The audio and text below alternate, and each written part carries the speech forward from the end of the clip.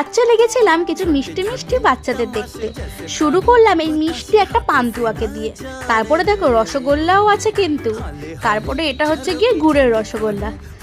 আসলে এদেরকে দেখতে এতটাই মিষ্টি, সেই কারণে এদেরকে মিষ্টির মতনই নামটা দিলাম।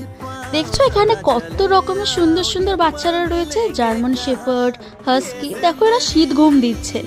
তারপরে এখানে একটা হাস্কিকে দেখিয়েছিল যারা অর্ডার ছিল, ভীষণ সুন্দর লাগছিল। আর ল্যাব তো আছে। আর এটা কোন ব্রিড বলো তো? ইংলিশ ককার। তো যাই হোক, আমরা এই সুন্দর সুন্দর বাচ্চাগুলোকে দেখে চলে গেছিলাম কিছু পাখি দেখতে। তো এখানে অনেক রকমের বিভিন্ন বিভিন্ন বিদেশি পাখি ছিল।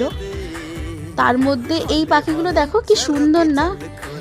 আর তোমরা কেউ যদি এই পাখিটার নাম জেনে থাকো আমাকে একটুখানি জানিও তো।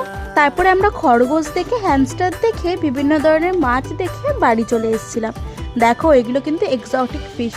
এই জায়গার লোকেশন হচ্ছে গ্যালেট স্ট্রিট।